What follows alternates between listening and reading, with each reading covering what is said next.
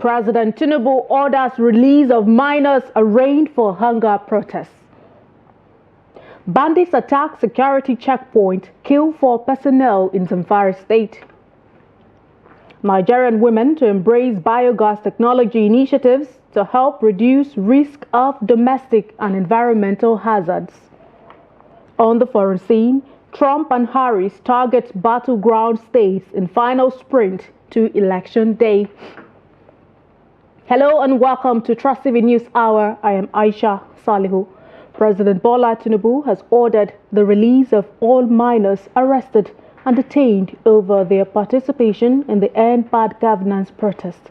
Minister of Information and National Orientation, Mohammed Idris, disclosed this while briefing State House correspondents on Monday. Idris said the president directed the Attorney General of the Federation, Lateef Fagbemi, to immediately commence the process of securing the release of the minors. He said a committee has been set up to look at the issues surrounding their arrest, detention and release, adding that all the law enforcement agents related to the case will be investigated and anyone found wanting will be brought to book. The president has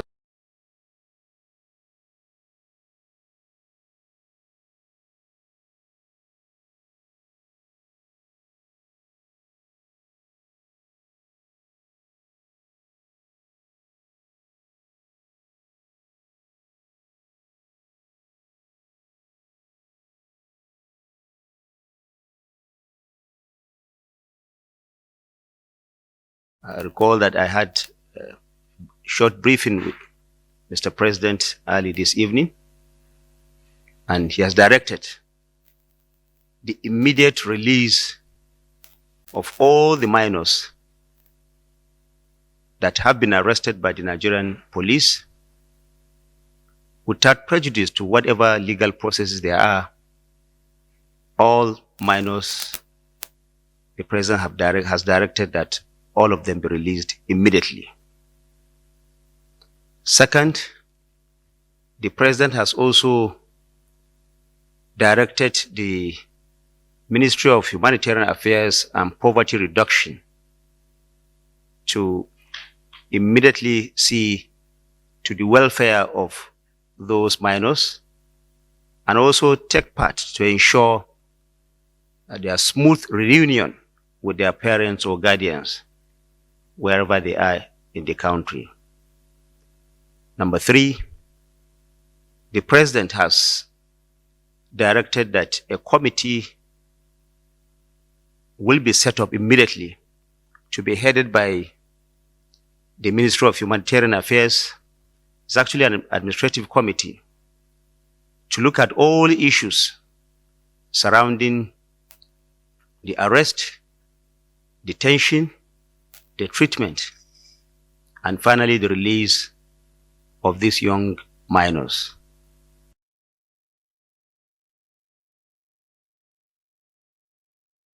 Meanwhile, parents of detained teenagers and minors accused of treason for participating in the End Bad Governance protest in Kaduna State are demanding justice from the authorities. Trustee Bello Musa, who visited the families at Kabala Costain in Kaduna, reports that parents of the victims say they have been devastated since their children were arrested. The report. This has been her condition for over 3 months since her son Umar Yakubu, who was accused of participating in the protest, was arrested and detained by the police. Maria has been traumatized. I have been traumatized to the extent that I am even sick now. Beyond that, my blood pressure has shot up because of the pain in my heart.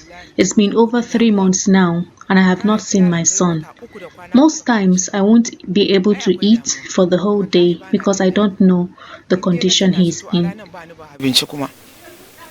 Halima Abubakar also lives in agony as she doesn't know the condition of her son Abdullahi Abdulkadir, who is still in detention after he was accused of participating in the End Hunger protest. Merely looking at my face, one can notice the agony I am going through, because for over 3 months now, he has been in detention and no one can tell me about his condition. Right now, I have developed ulcer because I hardly eat. They allege that their children are innocent as they did not participate in the protest and were not arrested at the scene of the protest.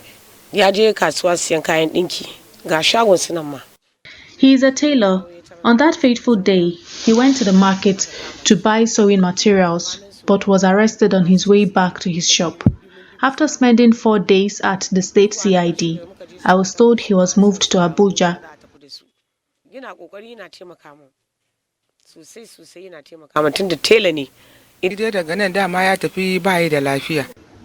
He is a butcher and went to buy drugs because he was sick during the protest, but he was arrested while on his way back, precisely around Ranchers B's Stadium.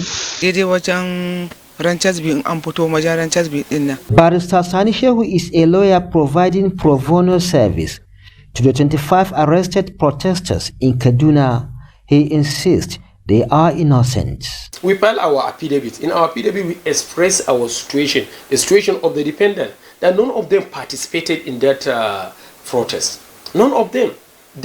We mention each of the dependent and deposed to the situation when and where he was arrested. And the police do not file any counter to controvert our position. Understand? That is to say, they agree that the people they arrested were not the people that participated in the protest. And in fact, participating in protest is not an offense under the law. We are asking the police to come forward to the court and produce their witnesses and evidence so that we'll cross-examine them, so that to show to the world that what the police are charging or claiming against these innocent people is not true. Up to now, they are not forthcoming. Up to now, since that time, there was no charges against the defendant. Out of the 25 teenagers, including one female, that were arrested in Kaduna, 11 were granted bail after meeting the conditions. Bella Musa, Trust TV News. Also, the Nigeria police has arraigned 18 hunger protesters, including minors, before the High Court in Maiduguri. 7 of the protesters were charged for conspiring to take up arms against the government and 11 others for flying Russian flags and disturbing public peace on the protest day. According to the police, the offences are punishable under Section 76B of the Penal Code Law of Borno State. The court adjourned the case for accelerated hearing on 18th November. Counsel for the defendants, Yakubu Adamu, said it pleaded not guilty to the 2-count charges and asked that the minors be remanded in a juvenile center until the adjourned date. Looking at their age and the way that they have been standing before this court, the judge decided to be remanded at juvenile center before we even apply for that. The next agenda to apply before the court, either to correct it, or if that is the case, we can apply even for the objecting their arraignment before this honorable court, because this is not a juvenile court, this is an adult court. And then all this, the case that has been tried before this honorable court is the case that the adults committed the offense against any state, against the state or any other parastatal or agency in the state. Reactions have continued to trail last week's arraignment of some minors at the Federal High Court for participating in the destruction and vandalization of both public and private property during the End Bad Governance protest. At the court session, some of the minors collapsed due to lack of adequate care and malnutrition. The arraignment has continued to elicit reactions and condemnations, with the latest being from a legal practitioner and the executive director of CISLAC, who were guests on Trust TV's flagship program, Daybreak. But when you talk of treason, treason is a more weightier offense, and it's something that ought to be tried at a federal court. So you can be justified by picking someone from another state and bringing him to a federal high court in Abuja to try him for treason. because that is a more weightier offense. But these chaps, these kids, I want to believe anywhere you go by stretch of any imagination couldn't have known even what was treason. Even if it's the flags, you have to know that these children don't even know the colors, even Nigerian flag. For crying out loud, these children are even almajiris. They're out of school children. I want to believe so. So if you look at the domains where they were picked and brought here in a Black Maria, from Sokoto, from Katsina, from Kaduna, Bauchi to Abuja here, and to be arraigned before the Federal High Court. There are so many abnormalities. These children are not even supposed to be tried in a normal court. They're supposed to be taken to juvenile courts. You don't expose them. First and foremost, this is a national and international embarrassment. What the Nigerian official, particularly the security and even the judicial officers have done was to embarrass Nigeria. This is because Nigeria is signatory to several international and national protocols of convention protecting human rights and protecting children. What they have done is simply to abuse those laws and incur incredible damage, psychological destruction, torture, and maltreatment on children that they are still, innocent until proven by law. And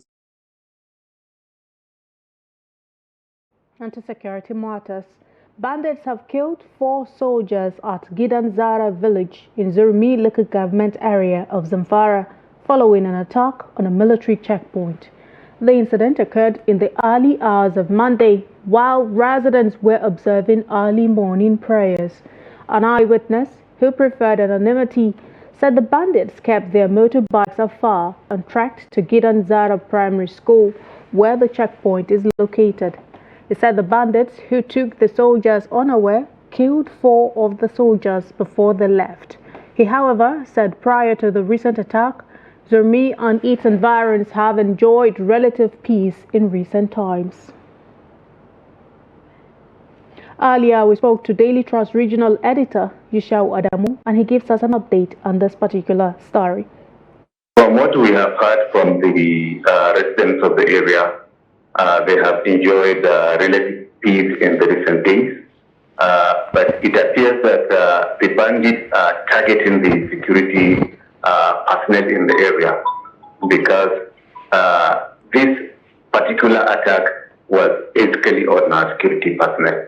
They only killed the soldiers and they have not abducted anybody.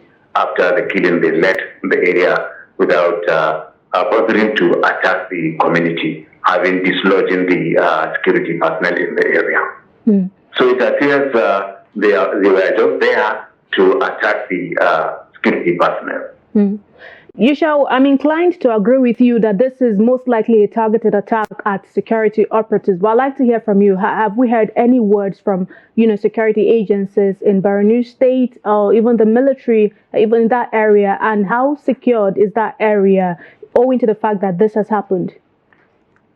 Well, the area we can say is secured because the soldiers are working alongside the Zamfara State Community Protection Guards.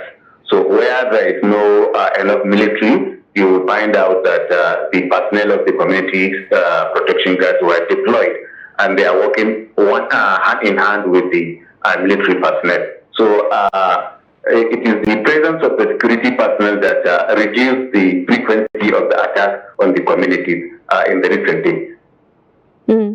Now, I'd like to hear from you. Has there been any statement from the military? I mean, this happened in the early hours of today. Has there been any statement from them regarding this incident and what's the plan moving forward? Well, up to this time, we haven't received any statement from either the military or police. But in most cases, when such incidents happened, when we contacted the police, they will tell us that it is the military that is handling this kind of operation. And you know the procedure of issuing a statement from the military angle, it takes some days before they finally release the statement.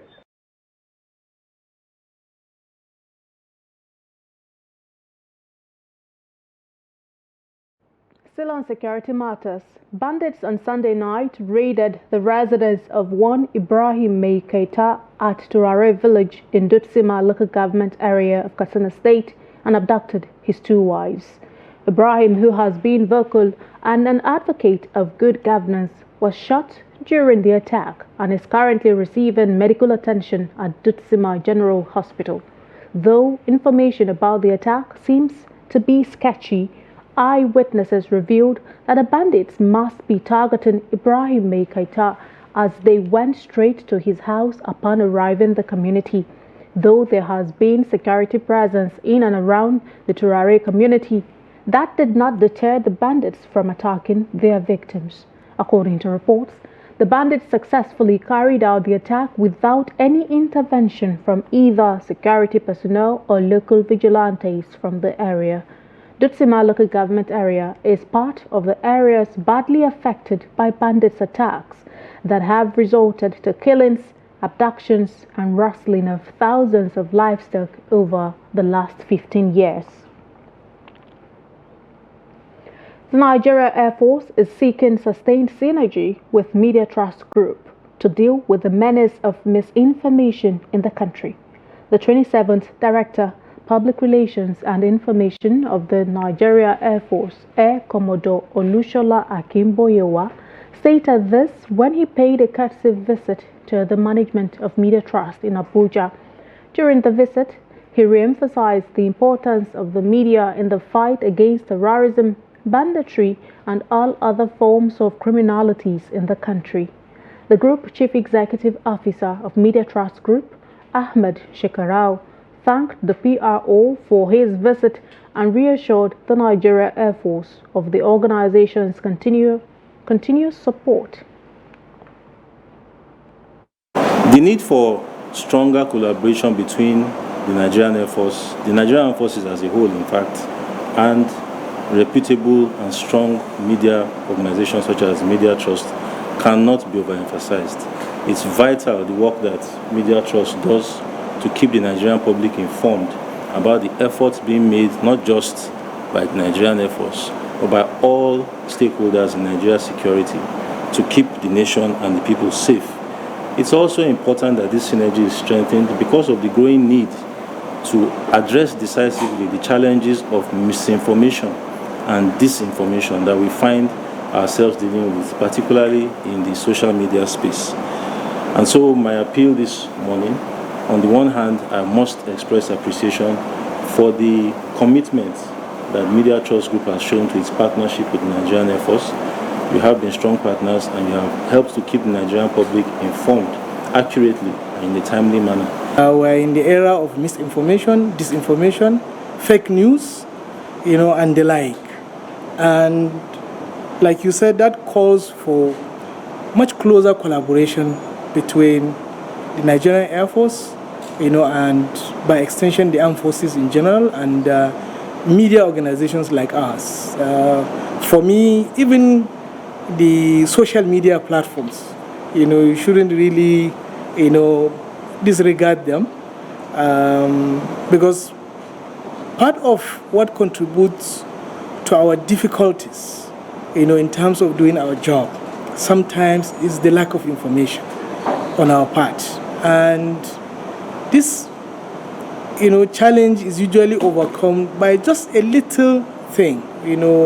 When you open your doors, a little widely, you discover that those who ordinarily would have gone to write and damned the consequences would actually do a check.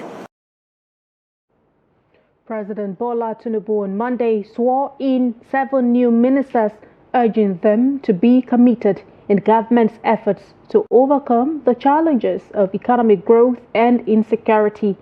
He described the new ministers as the unique people who had surrendered their lives, freedoms and other responsibilities to serve their nation in a time of difficulty. Kehinde Amodu reports. Economic recovery is top on the president's priority, and he is expressing optimism that the mission to leave an improved country for future generations is on course.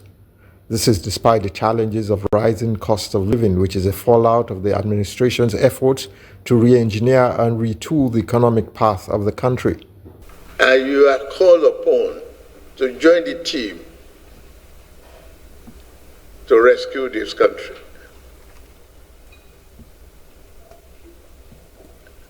Service is the hallmark of this one endeavor.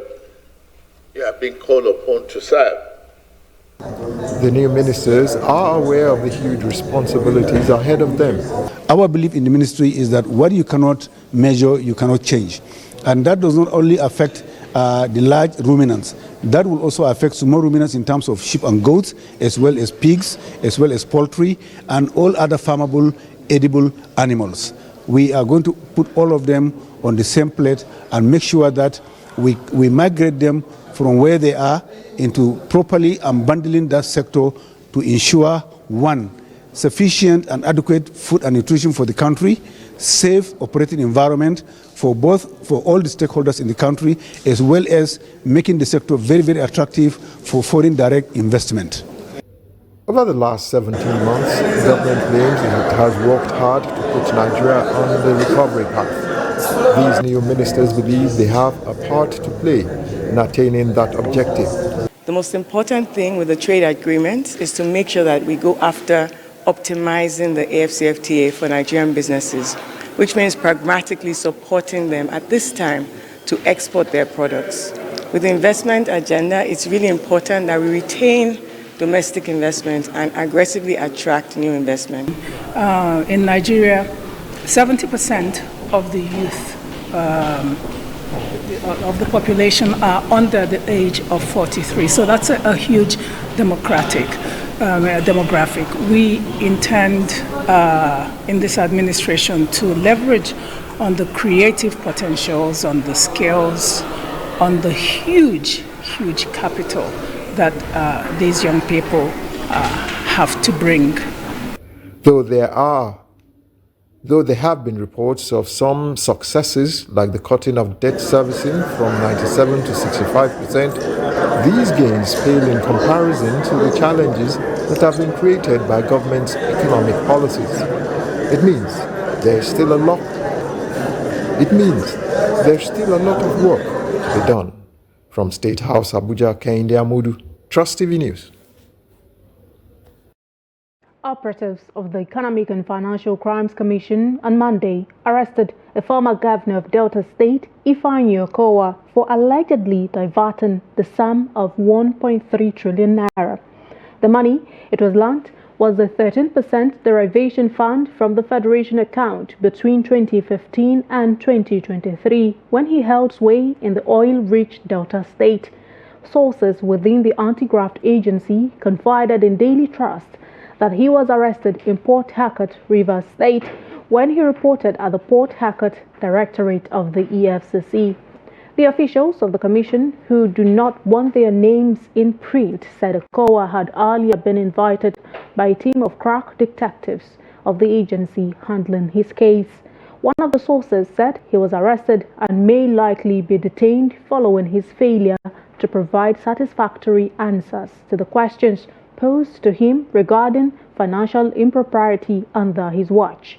The former governor was also alleged to have failed to render accounts of the funds, as well as another 40 billion naira he allegedly claimed he used to acquire shares in UTM floating liquefied natural gas.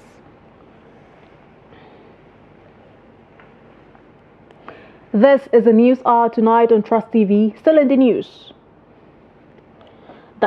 Dissecting the ABC of climate change impact mitigation as stakeholders set agenda for African leaders at COP29. More news when return. Stay with us. Welcome back and thanks for staying with us. Let's have another look at some of our top stories. We told you that President Tinubu orders release of minors arraigned for hunger protests. You also heard bandits attack security checkpoint, kill 4 personnel in Zamfara state. And to more stories. The Court of Appeal in Abuja has discharged and acquitted former Chief Justice of Nigeria, Walter Onogen, from his conviction for false asset declaration by the Code of Conduct Tribunal. Onogen's conviction, handed down on April 18, 2019 by the Umar Yakubu Danladi Tribunal, was overturned by the Appellate Court following the resolution of the issues that led to his trial and conviction. Justice Abba Bello Mohammed, in a judgment based on the terms of settlements adopted by the federal government and Onogen, ordered that the 4 bank accounts previously ordered to be forfeited be returned to him. Onogen's suspension came barely 8 hours after he announced his decision to inaugurate judges who would preside over election petition tribunals. In a brief statement, Onogen's lawyer, Adeboyega Awomolo, Senior Advocate of Nigeria, expressed gratitude to President Tinubu and the Attorney General of the Federation for ensuring the resolution of the issue. We all shouted, we all protested. We didn't know that the worst was coming. The worst that came was the removal of our Chief Justice of Nigeria, the head of the third arm of government, in an unceremonious manner. We all shouted about it. It was maneuvered. Unfortunately, the man became a victim. He was denied access to the Council of States. His monies that were in bank were taken away from him. And his life became almost, with respect, meaningless. If you rise from your call to ban 1978 to being removed as Chief Justice of Nigeria, what is left for you? Nothing. When this happened, anything can happen to any of our judges. And we believe that it not or should not happen in a constitutional democracy.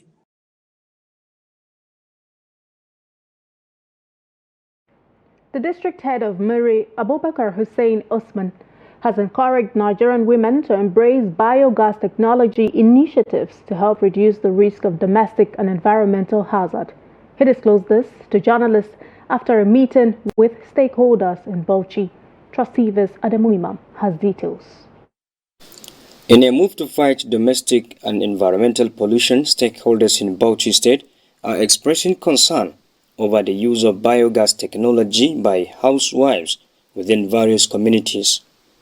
The district head of Miri urged users to apply caution. Track up, Hussein Uthman, district head. This is a very good technology, and what we wish all is to embrace the technology, and we hope it will not be expensive, because people may run from expensive energy to use cheaper energy. Experts during the meeting enumerate some of the challenges women face as a result of using local ways of cooking in their homes. According to representative of Small-Scale Women Farmers Organization of Nigeria, SWOFON, about 250 housewives will benefit from the biogas technology in Des and Bauchi local government areas of the state. The technology know-how, that is the technology. How are they going to? Because at the beginners, they don't know maybe the quantity of the materials they are going to use, which one is more better than that. We will never show so many waste materials they are going to use. Organic manure, don't refuse, kitchen waste, and other kind of waste material are going to use. Is to create awareness so that the community people, the religious leaders, women and youth can know the importance of this biogas so that they can take it to other people. You know, each person that we invite here, he has more than 100 people under him. So getting him aware, he will also go and aware other people so that the biogas use can be everywhere. Women participants and stakeholders advise Women Farmers Group to train more women in rural areas for the benefit of all. Adam Imam, Trust TV News, Bauchi. Stakeholders in the climate sector have outlined a critical agenda for COP29 as global leaders prepare to seek solutions for climate mitigation. At the gathering, stakeholders are focusing on channeling action towards just and sustainable climate financing. The report. The United Nations Office for the Coordination of Humanitarian Affairs reports that in 2023, at least 12,000 people died globally due to floods, forest fires, storms, and landslides. This marked a 30% increase compared to 2022. The global climate crisis necessitates urgent action, with the most severe impacts affecting vulnerable regions, particularly in the global south. Nigeria, Africa, and the rest of the global south are bearing the biggest brunt of climate crisis despite their insignificant contributions to global emission. What remains worrisome is the unbordered disposition of polluters at the global north and their deliberate refusal to accept historical liabilities, commit to reparatory justice through progressive and sustainable grant and not loans for climate financing. Stakeholders have identified gaps from COP28 that must be addressed in COP29. The Nigerian government is advised to prioritize the development of climate-resilient infrastructure, especially at the grassroots level. Nigeria has set an example in harnessing green finance to support projects that address key environmental challenges, and that is what that green bond aims to achieve. These bonds have enabled us to fund projects in renewable energy, afforestation, and transportation, as well as contributing to our commitment under the Paris Agreement and our nationally determined contribution. Now, the whole debate actually about climate change ought to be, I'm saying ought because it's not treated as if that's what it is. It ought to be about how to utilize, how to share the remaining carbon budget. And the remaining carbon budget is because the science agrees that there's a certain level of carbon or fossil fuels we cannot burn, the unburnable fossil fuels. The future of climate finance depends on collaborative, transparent, and equitable approaches between global commitments and local realities. Habibat Ajayi, Trust TV News, Abuja. As part of efforts to address infrastructure challenges at the police college in Ikeja, stakeholders and government officials, led by the Executive Secretary of the Police Affairs Commission, have conducted an in-depth tour of the facility. The visit spotlighted urgent needs for improved power and water systems, essential for supporting the college's ongoing training programs amid Nigeria's increased recruitment efforts. The report. During the tour, the commandants commended the Executive Secretary's commitment to fulfilling previous promises and highlighted the impact of these potential upgrades on the training experience, particularly in providing consistent access to water and power. This tour underscores the government's focus on elevating police training conditions to meet global standards. It included visits to dormitories, hostels, and training centers. The House Representatives Committee on Police Affairs at the tour identified critical areas needing improvements, particularly in lighting, water supply, and facility rehabilitation. Emphasizing transparency and accountability, the committee chairman assured Nigerians of its commitments to closely monitor this project from inception to completion to ensure resources are effectively utilized. Make sure that we capture the things that are necessarily needed for the Nigerian police to be able to bring them up to world standard. We've gone around to the training facilities, we've looked at the dormitories, the hostel, the kitchen, and we've seen that there are some things that we need to upgrade and bring up to standard. There was also a direct engagement with trainees to gather insights on their experiences and challenges. The positive feedback received reinforced confidence in the management of the training school and the quality of training provided. Earlier said, our mission ambition is at least based on Section 88-89 of the Federal Republic of Nigeria, as it is in our constitution, give us the power to appropriate funds for agencies, that's MDS, Ministry, Department, and agencies, and later we go and inspect what they did. So I commend the Secretary for carrying us along. As he said, transparency and accountability is what is our motive. And we came, we follow him, we see when he submit, we at least know what it's for. When after we have prepared the fund for him, the letter will follow up and see whether they have been used as it has been. The commandant expressed his appreciation for the year's commitment to fulfilling earlier promises to address challenges facing the college. Currently, the college is training 420 recruits from Lagos and Ekiti states for general duties, along with 610 recruits from southern Nigeria in specialized fields. And then we are using the solar battery to power most of this pumping machine. Most of the time, during rainy season like this, the amount of energy available will not be enough to pump the water. And then petrol now is no go area to buy. At least I'm employing them that if they can use solar energy to pump water for them, it will be better. The assessment tour highlights the government's commitment to strengthening police infrastructure and training conditions, a vital step towards equipping the Nigerian police force to meet global standards in service and readiness. Security challenges facing the northwest region of Nigeria have been identified as some of the factors hampering not only the socio-economic growth of the region, but educational pursuit as well.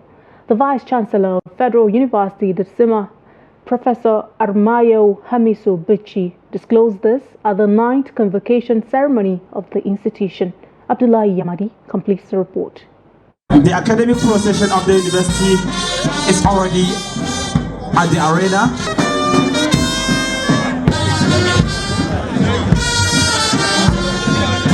The Vice-Chancellor lamented that insecurity has forced the university to abandon the main campus and confined both students and staff to the takeoff campus, which is grossly inadequate in terms of structures and facilities to accommodate 14 faculties of the institution.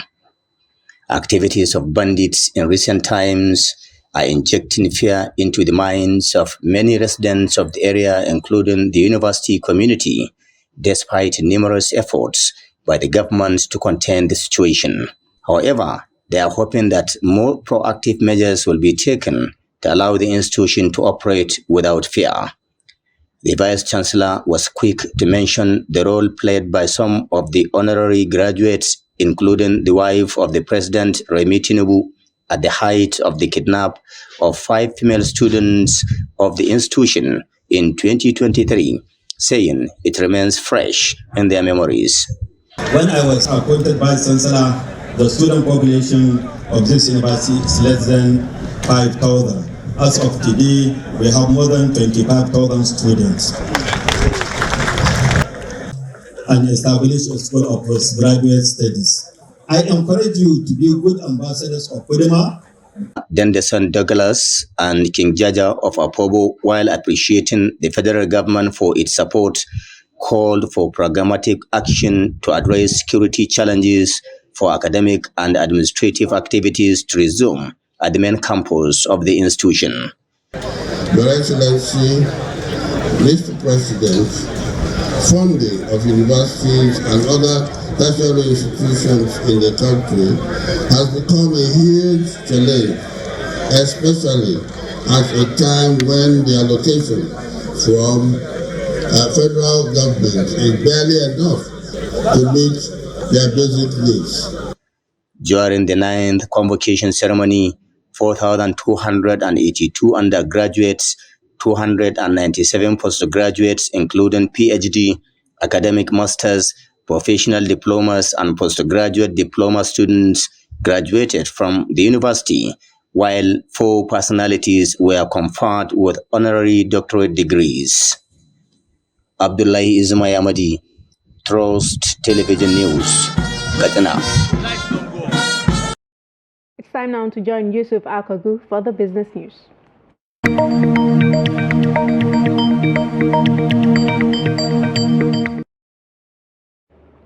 Time for some business stories. The Nigeria Customs Service has successfully facilitated the country's first shipment to Kenya under the African Continental Free Trade Area Agreement.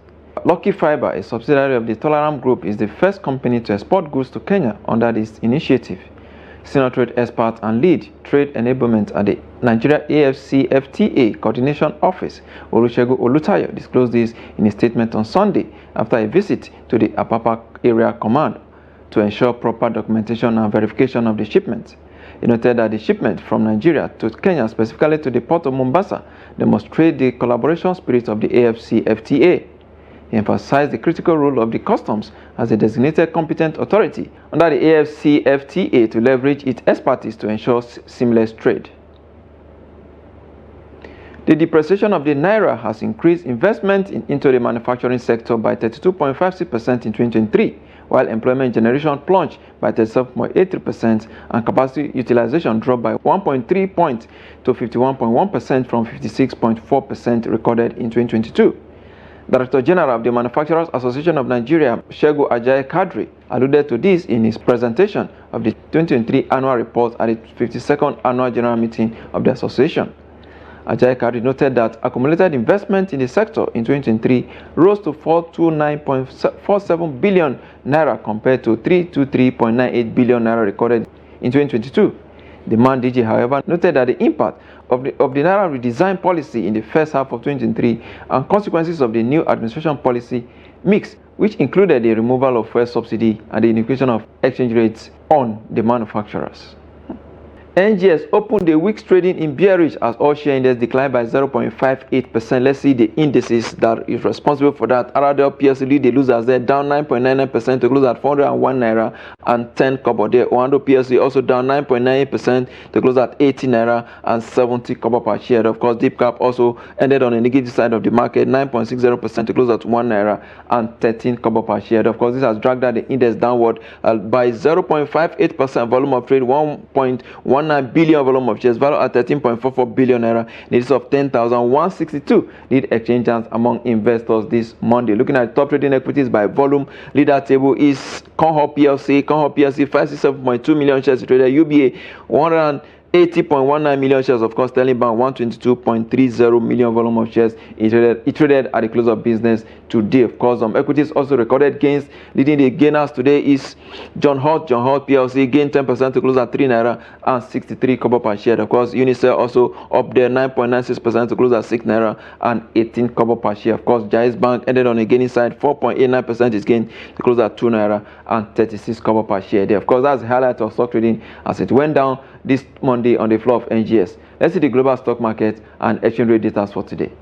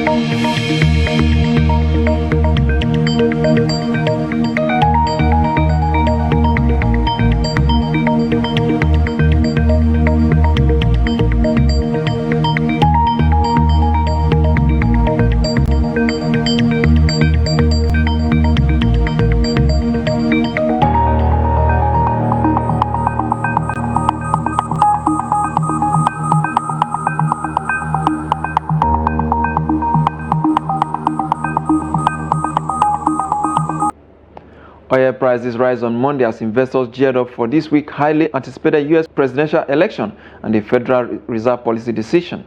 Global benchmark Brent steady at $75 per barrel. For the pay basket, dealers offer $71 per barrel. And that's business. I am Yusuf Akobu.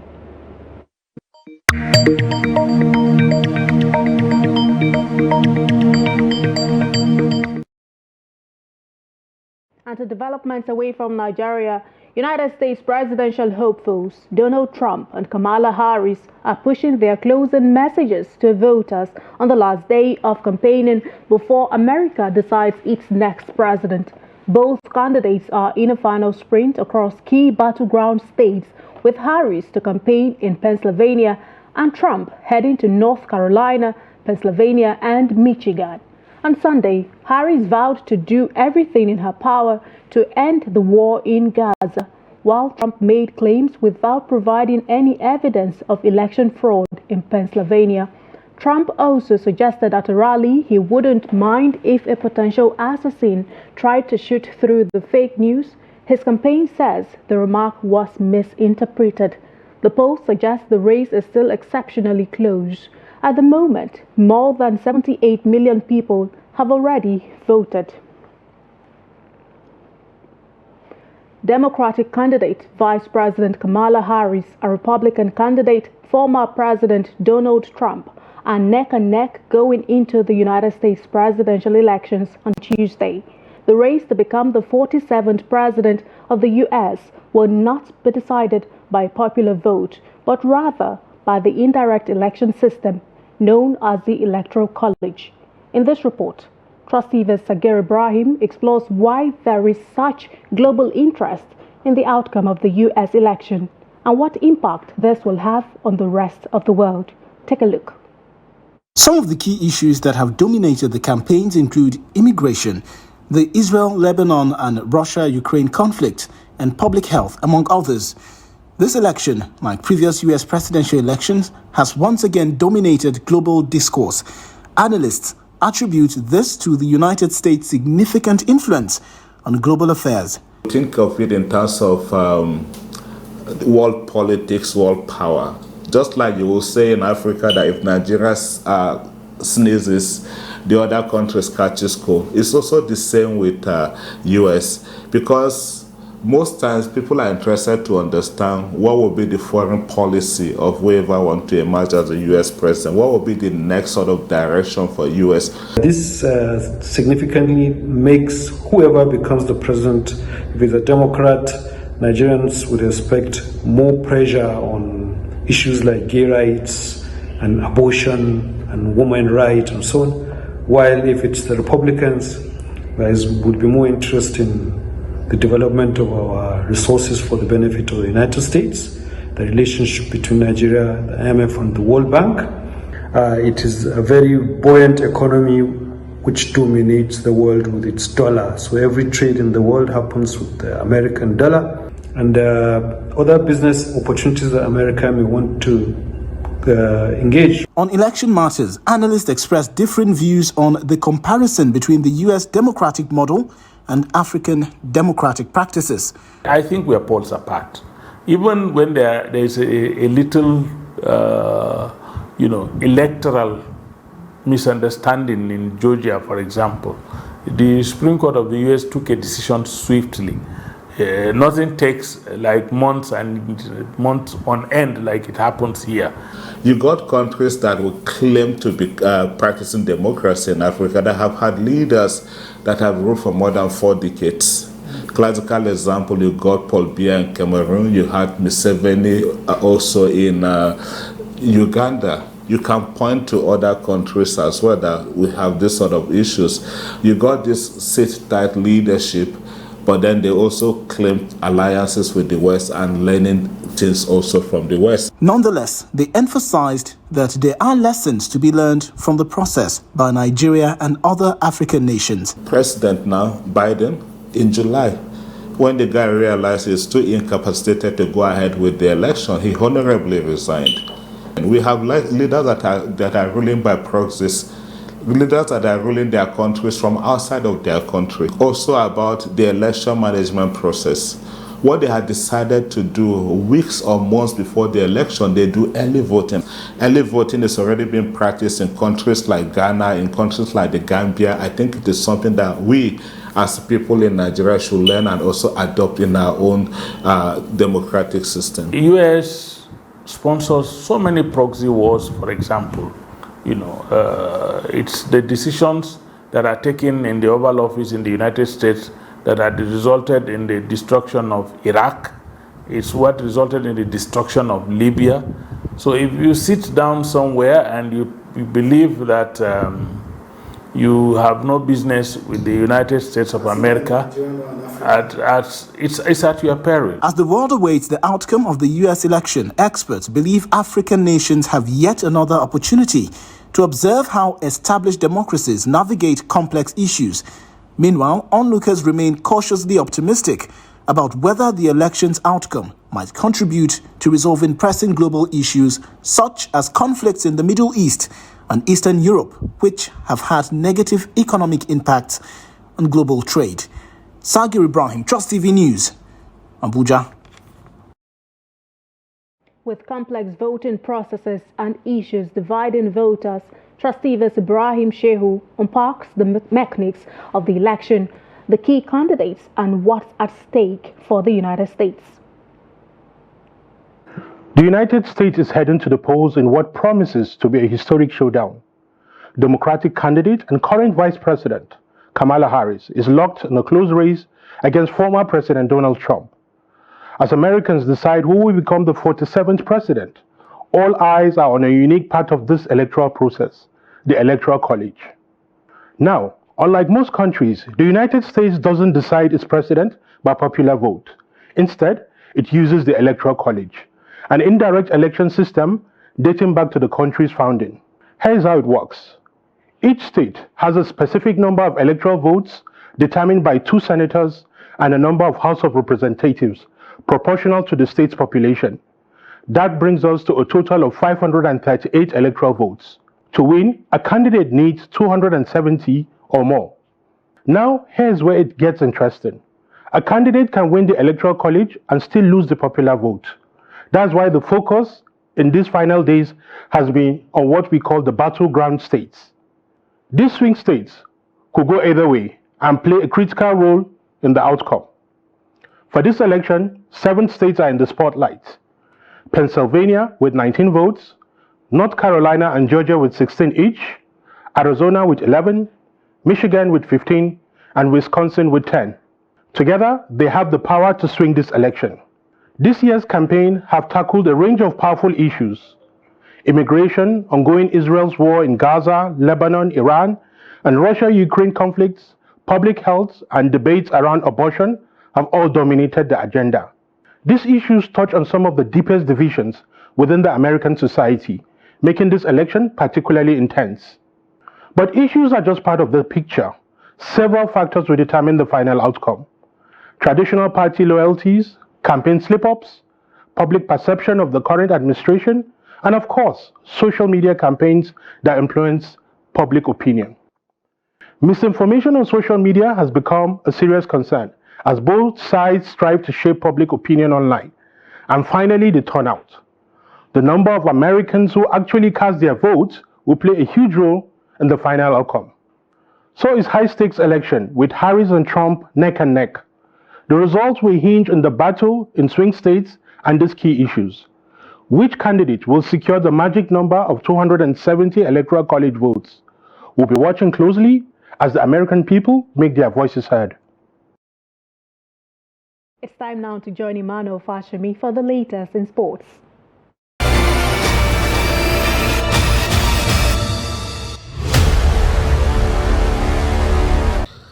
The chairman of the National Sports Commission, NSC, Shehu Diko, has emphasized that all sports in the country needs to enjoy equal level of attention in a bid to prepare total development within the sports ecosystem. The NSC boss made this known over the weekend, where he echoed that the time has come for other sports to get the same attention as football and also get the same passion as to ensure the holistic growth of Nigeria's sports ecosystem. We have to use the passion we have for football to facilitate other sports to come along. Every sport should be given the opportunity to develop and to function optimally within their own ecosystem, highlighting the need for balanced support and development strategies. Diko stated said that the NSC will be committed to nurturing a diverse range of sports and federations. He further stressed that lessons learned from the country's football system could be leveraged to advance other sports, creating a stronger and more diverse athletic landscape. This strategic approach underlines the NSC vision of fostering a comprehensive sports environment where all federations can thrive, contributing to national pride and economic development. The Super Eagles B team is set to welcome a 32-man roster for the second phase of their training camp ahead of the awaited clash with Ghana in CHAN qualifiers set for December 2024. According to news from the Glass House, most of the players have received notification of their invitation and will join the Super Eagles B team soon. Some of the called MPFS stars include Remo Stars goalkeeper Kayode Bankole, Lobby Stars Sue Kumaga and Osu Martins, experienced winger Bernard Ovoko and Nyekem Okon, and Ubong Friday of Rivers United, and under-23 star Dominion Haka is also invited to the squad alongside Canopilas trio of Abiam Nelson, Aminu Adams and Sudias Alibaba. The invited players are expected to report to camp for intensive preparation as the team seeks to secure victory in the upcoming qualifiers. The training camp will be led by coaches Fidelis Lechuku and Daniel Ogumodede. And that is sports. I am Emmanuel Fashini.